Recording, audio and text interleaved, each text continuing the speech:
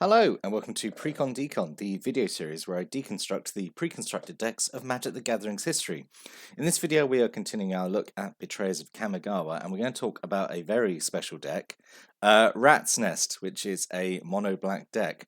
This is actually the 100th deck I've now looked at, so it's a bit of a milestone, and honestly, it's just it's just coincidence this ended up being the first real milestone we've hit. This kind of deck, honestly, that I was the whole reason I wanted to do this video series, really, just to talk about these old pre-constructed decks, really. And yeah, anyway, let's get on and look at Rat's Nest.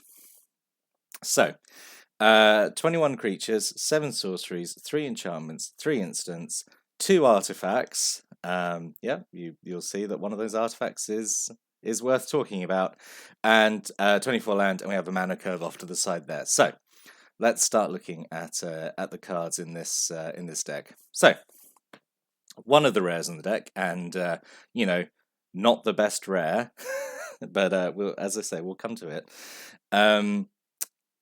Yeah, this was not the card that people were buying this deck for. Anyway, Patron and the Nezumi.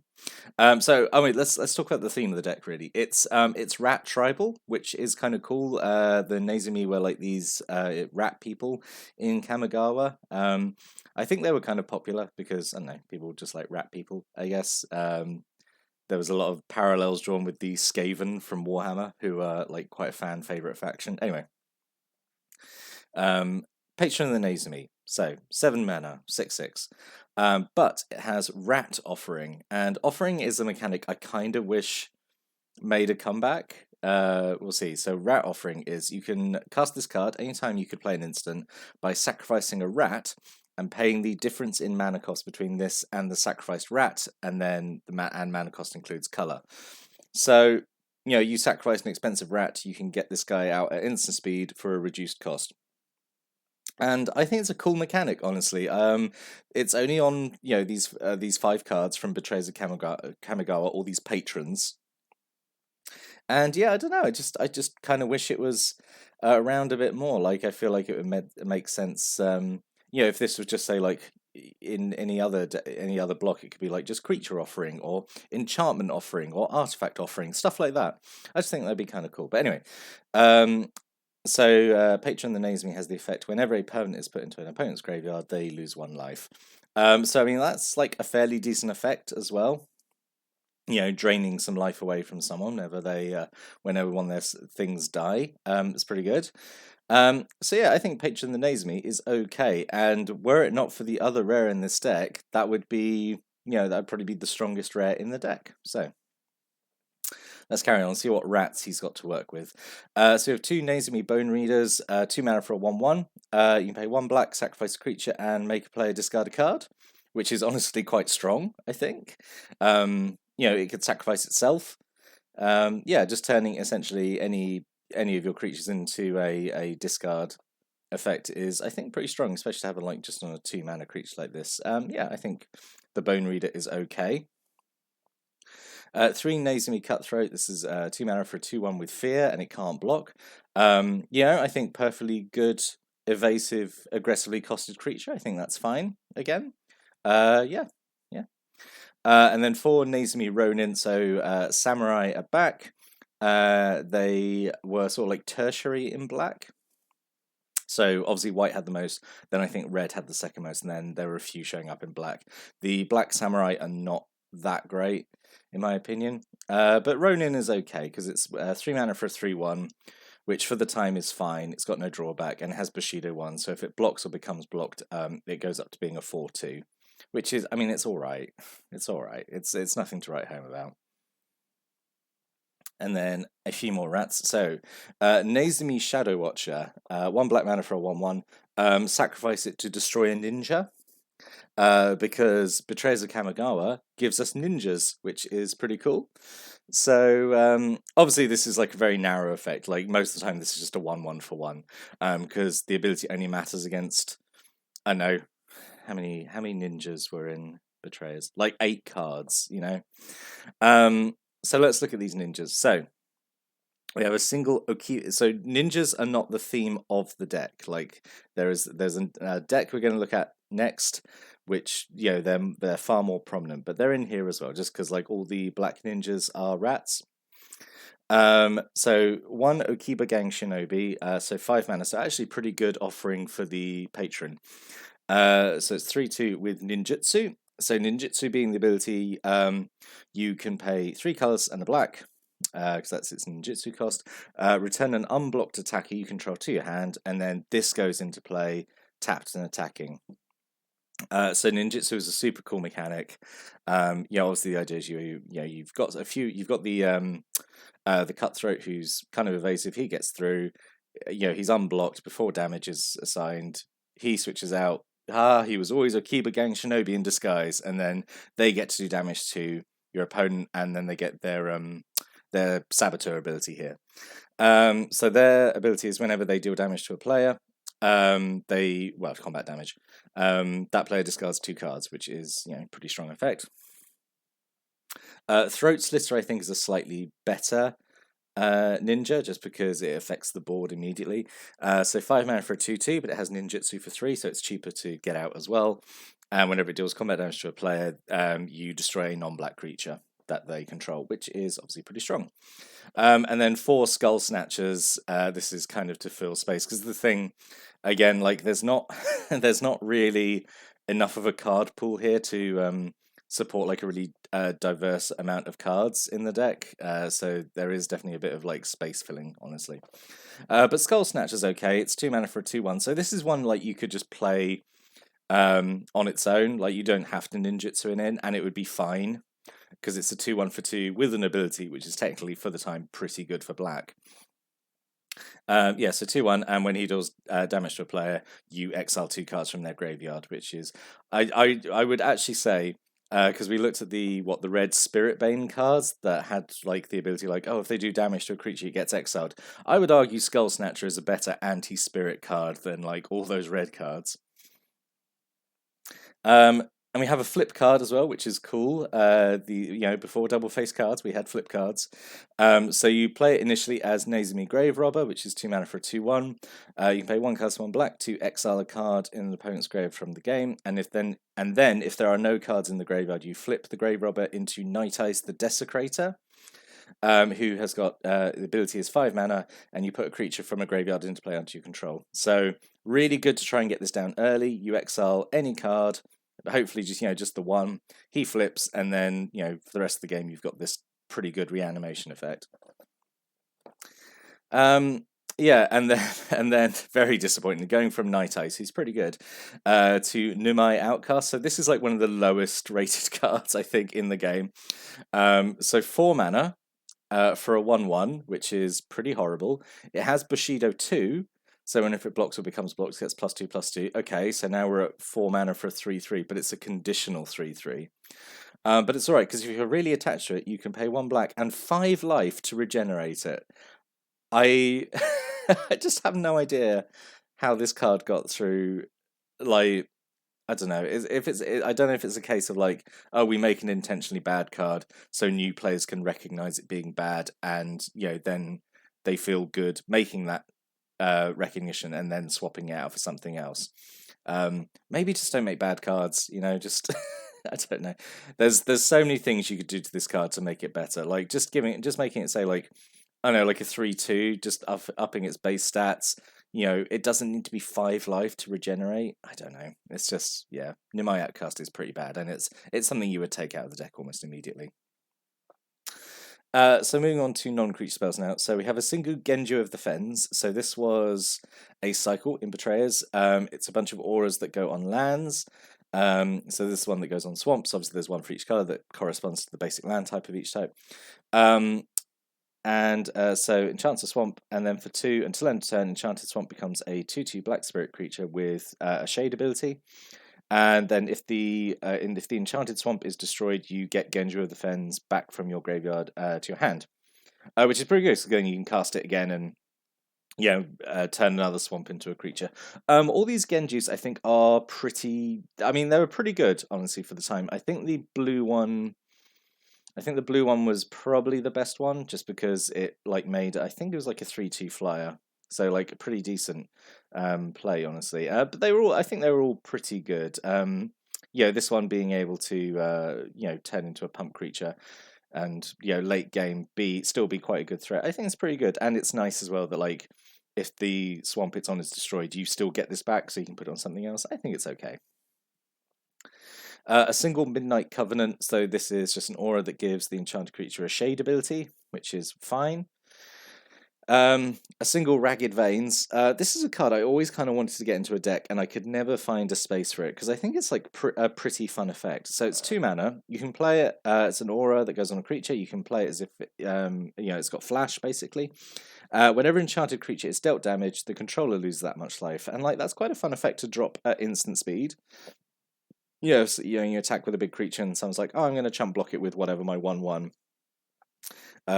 You put Ragged Veins on it, and they're going to take all the damage anyway. Pretty fun effect. I quite like Ragged Veins, and like the art's really nice as well. I mean, that doesn't have any effect on it, but like it's just nice, and like it's a shame I could never find a space to fit it into a deck. And then 2 Horobi's Whisper. So this is 3 mana for a arcane instant. If you control a swamp, destroy target non-black creature. I don't know why it needs that condition. I don't know why it's not straight up destroy target non-black creature, but whatever, it is what it is. And it has the Splice ability, where if you play an arcane spell, you can play this card's Splice cost, reveal it from your hand, and then you get to add its text onto that arcane spell. So I don't think you have a huge number of arcane spells in this deck. This Splice cost is not awful. It's just exiling cards from your graveyard. It's not like some of these other ones where it's we saw in the last deck, Dark Devotion, the Torrent of Stone, which made you sacrifice lands, which is like pretty bad. This is just exiling stuff from your graveyard, which is that's a pretty low cost to pay, I think. But there's a whole cycle of these splice, these manaless splice spells in Betrayers. I think each deck has all of them, and we'll see. I was just saying we don't have many arcane spells, and just we have some more here. So finally, we have a black Kamigawa deck with Rend Flesh. This is a great kill spell. 3 mana, arcane instant, destroy non-spirit creature. Perfect. Absolutely perfect.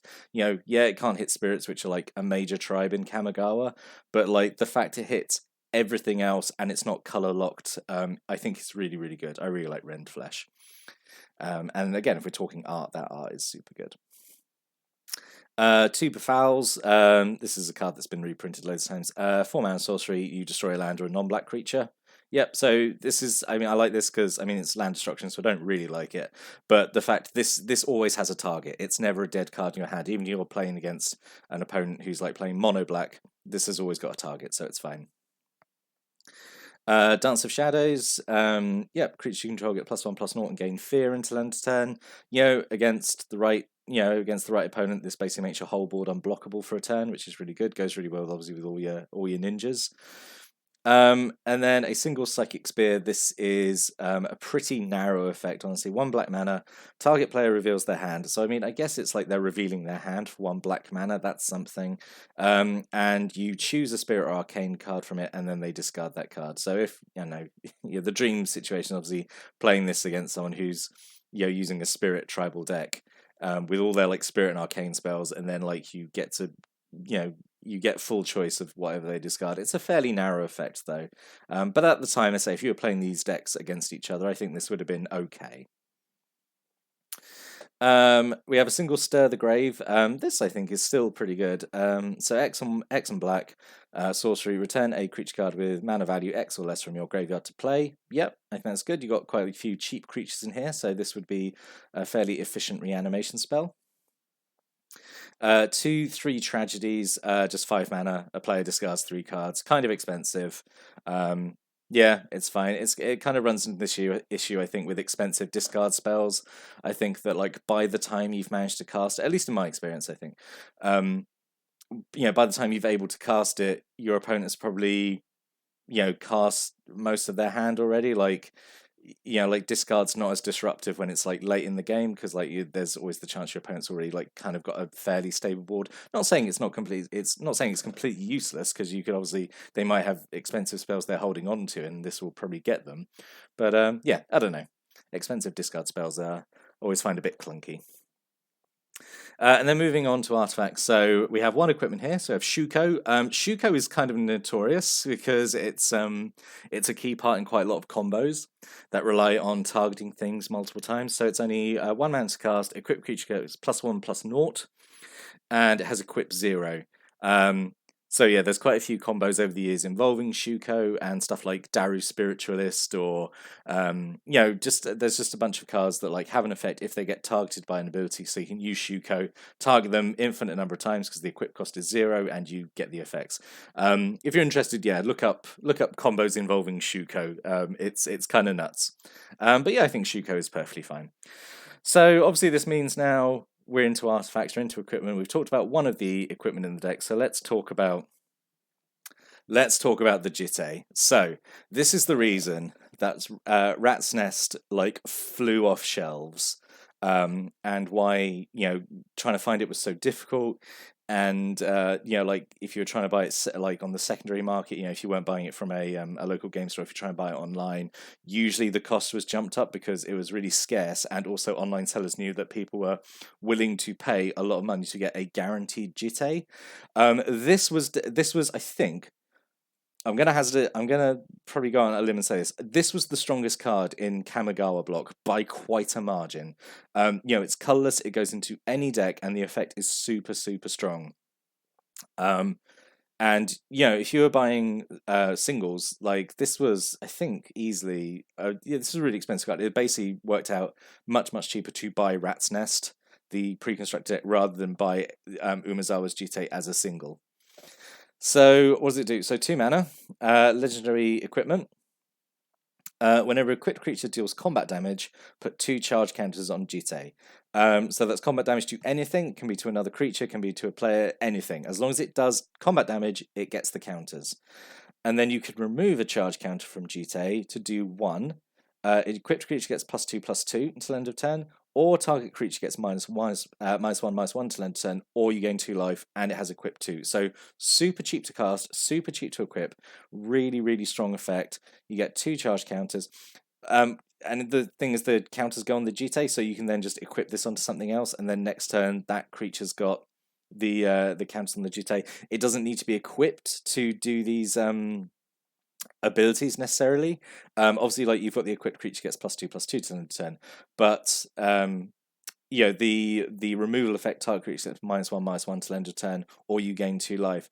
Once this picks up momentum and it gets like I'd say even just 2 counters on it, it becomes very, very hard to deal with, because like it's a super efficient pump spell. Because I know SA, you cast this, you equip it, you swing with the creature, it does combat damage, maybe it dies, it doesn't matter. Jitte's got the counters on it, and then next turn you equip it to something else, and then you can just go, right, I'm going to give the creature +4/+4, or I'm going to maybe give it +2/+2 and kill a small creature, or kill 2 small creatures, or kill a 2/2, or I'm just going to gain 4 life, and then swing again, and it just like repeats, and it's just so hard to deal with. And yeah.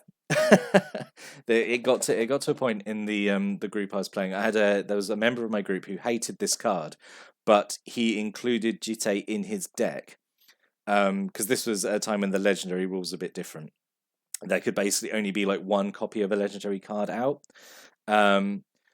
So he would include Jitte in his deck just in case someone else played Jitte. He would play his Jitte, and because the legend rule at the time, they would destroy each other, because that was the rule at the time.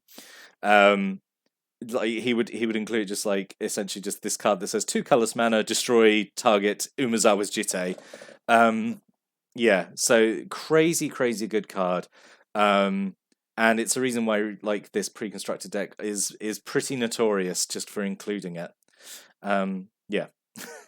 And I say it's the whole inspiration really why I wanted to make this video series, to talk about pre-constructed decks and kind of how inconsistent they were with card selection, let's say.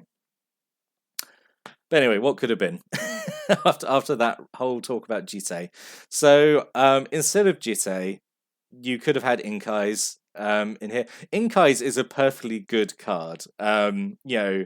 compared to, I mean, like, Jitte is obviously a very, very good card, but Jitte is definitely like too strong, I think. So Inkai's, I think, is all right. 6 mana for 5/4. Rat Ninja has ninjutsu, and whenever she deals damage to a player, you get to reanimate a creature from their graveyard, and she has regeneration. So, Inkai's, I think, definitely fits the deck a lot more than Jitte. And then Cursed Ronin, I don't know, this could have gone in instead of Scourging Nimai. Not Scourging Nimai. Nimai Outcast. Scourging Nimai is the demon. Yeah, Nimai Outcast is a garbage card. Cursed Ronin could have gone in here. He's a samurai with a shade ability, which is fine. There's actually like a kind of a sub-theme of shade abilities in the deck, because you've got Midnight Covenant, you've got Genjo of the Fens. You could have this guy as well. And I thought, why not Wicked Akuba? Just because no other black deck in the block uses it. It's just double black for a 2/2, and pay 1 black. A player that's been dealt damage by him this turn loses 1 life, which is, it's kind of a little janky, or jump through some hoops to do it, but like, why not? So yeah, that is Rat's Nest, which has such a legacy of including Jitte, which was such a sought after card at the time. The thing is, the only thing that makes this deck noteworthy is the Jitte. If it wasn't for that, it would be a fairly just kind of standard, I would say almost substandard, like kind of tribal deck of just rats. Like perfectly fine out of the box, but it's the Jitte that really tips this into like putting in a kind of a Hall of Fame kind of thing. But that's my thoughts on Rat's Nest after reviewing it. What were your thoughts on Rat's Nest after seeing it? Like, did you own this deck? Did you manage to track down a copy of this at your local store that hadn't like sold out? Like all the competitive players buying 4 copies of this deck to get their playset of Jitte. Did you manage to get a copy of it? Did you play it as is, or did you immediately take out the Jitte and throw the rest away? I'd really like to hear if you've got stories about Rat's Nest, so please put them below. But yeah, so that is 100 decks we've looked at now, which is honestly a little humbling. But we're going to move on now to deck 101. We're going to continue looking at Betrayers of Kamigawa.